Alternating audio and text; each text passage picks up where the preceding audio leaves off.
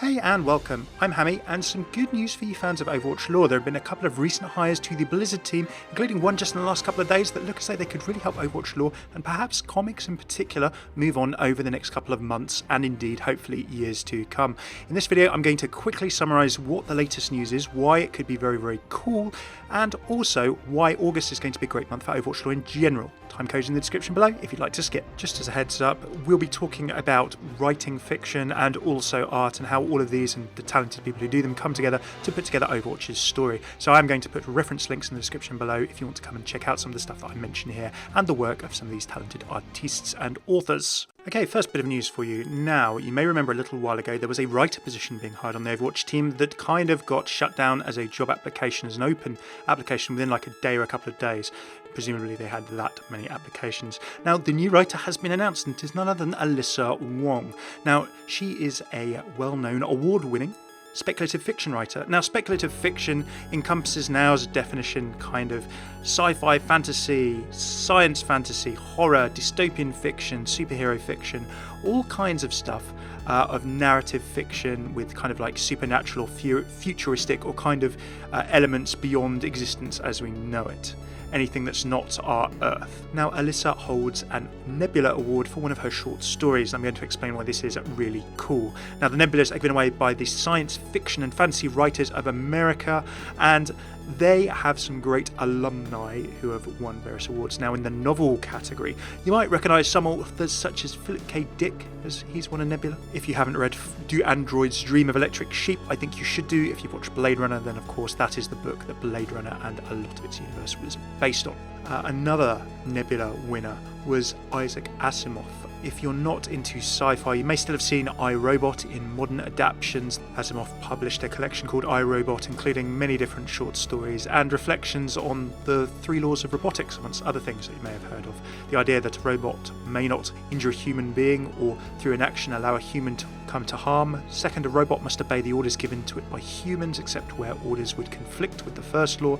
And third, a robot must protect its own existence as long as such protection does not conflict with the first or second laws.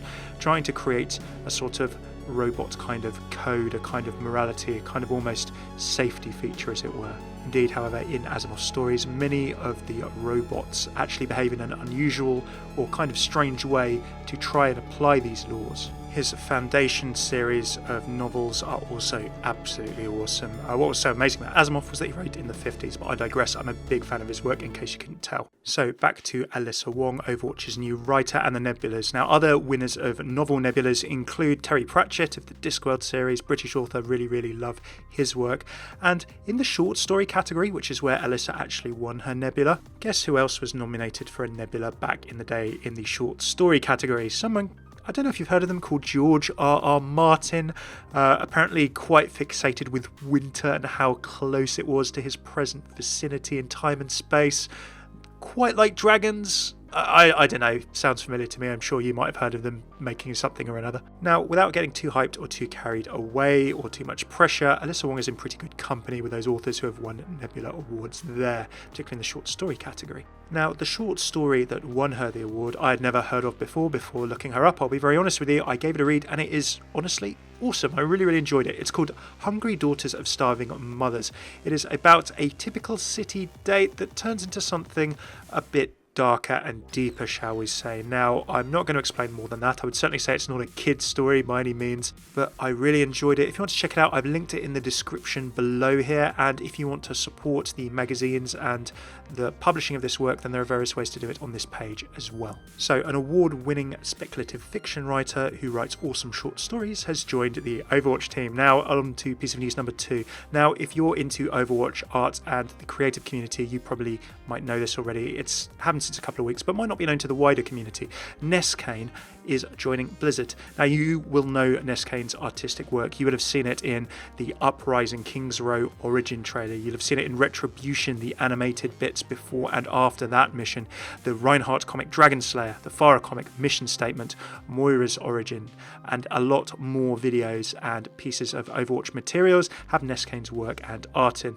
Now, I'm not 100% sure what team he is joining. I'm guessing it might be a central art team, perhaps not dedicated to one game, maybe like one of the central teams rather than the Overwatch specific role. However, I think this is good news in general. We have someone who's done a load of Overwatch art and comics joining Blizzard. We have a new award-winning writer joining who's already done a lot of great short story work. Put 2 and 2 together, I think that there's a real reason to be optimistic for Overwatch's lore going forward. A lot of support for Michael Chu and a lot more capacity for Blizzard to tell more stories in the Overwatch universe. So I think that's great all round. So with those 2 good bits of news, what do we have to look forward to in August? Well, the Summer Games is starting soon, but it's going to be Gamescom 2018 in a couple of weeks' time. Now, for the last 2 years, Blizzard have launched a new map and a new short. And last year, we even got the little mini short, The Plan, for Junkertown as well. So I am fully expecting at this point in time, no inside intel, that we're going to see these again this year. I'm really excited for it. It's a good time of year for a bit of lore. We also got a Roadhog comic this time last year. I know comics have been a little bit quiet, but who knows, maybe they'll ramp up again with the new people joining Blizzard that I've mentioned. So what would you like to see if an animated short comes out at Gamescom? What would you like to see in terms of a new level? My bet is on perhaps Utopia being a new level. We go and visit Vishkar over in India, the city of hard light that can be manipulated in the blink of an eye by architects. I really, really love that idea. I've speculated on new levels for quite some time. Videos linked in the description below too. So I'm really optimistic for Overwatch lore, both with these new hires and with the time of year that we're entering into. I hope you are too. Do let me know your thoughts, what you'd like to see in the comments below. Thank you for tuning in. If you like this video, please do throw a like, subscribe, comment in the comments below, and keep an eye out for my pilot week of slightly different videos that I'm going to be releasing here on my experimental channel too, Hammeh's Random Boogaloo. All of that's linked in the description below and here in these playlists as well as my most recent Overwatch videos of lore, interaction, voice lines, and all of your favourites. They'll always stay on this channel, do not worry. Cheers for tuning in. Thanks to my patrons who support me as well at patreon.com/Hammeh that make all of my videos possible. I've been Hammeh. Catch you in the next one. Take it easy.